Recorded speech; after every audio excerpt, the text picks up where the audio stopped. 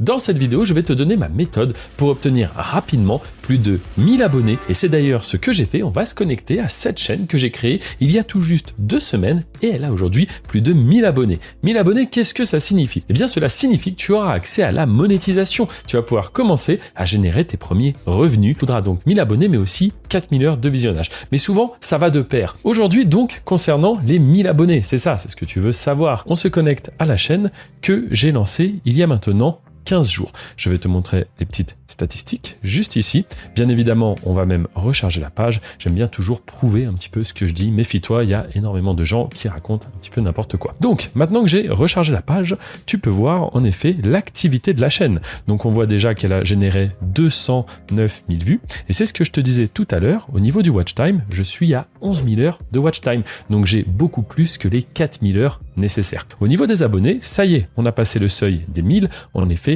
on est à 1100 et même un petit peu plus. Si on met la souris ici, on voit que la chaîne continue de faire des vues, mais surtout de faire également des abonnés.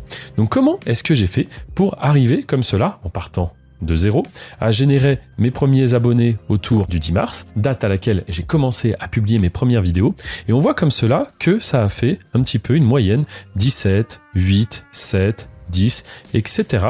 jusqu'à avoir une première montée. Là, on voit que l'algorithme a déjà testé un petit peu mon contenu, ça correspond, et donc YouTube met tout simplement plus en avant mes vidéos. Et là, à la fin, ça fera même une journée à presque 300 abonnés. Comment est-ce que cela est possible? D'où vient le trafic? Comment YouTube fait pour me mettre en avant? Eh bien, je vais répondre à toutes ces questions. Premièrement, ce qu'il faut comprendre, c'est que tu as principalement 3 sources de trafic lorsque tu débutes. Tu vas mettre ta vidéo en public, ça va prendre peut-être quelques jours, parfois même un peu plus, tout dépend de la thématique, on appelle ça une niche, la niche que tu vas choisir. Je te prends un exemple, si tu parles d'actualité, de choses qui sont très marquées de manière temporelle, tu seras mis en avant. Par contre, si ta vidéo traite d'un sujet qui est beaucoup plus intemporel, alors là, ça pourra mettre un petit peu plus de temps à être mis en avant. Mais c'est pas un souci non plus, parce que ta vidéo va continuer à faire des vues sur le long terme.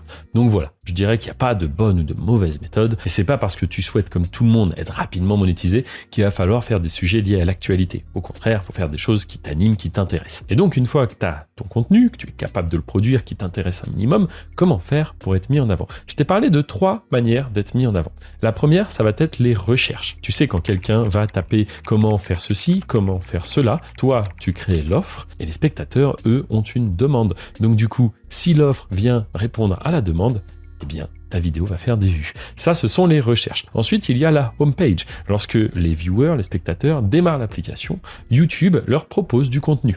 Eh bien, ce contenu, s'ils sont susceptibles d'être intéressés, peut-être que YouTube va leur proposer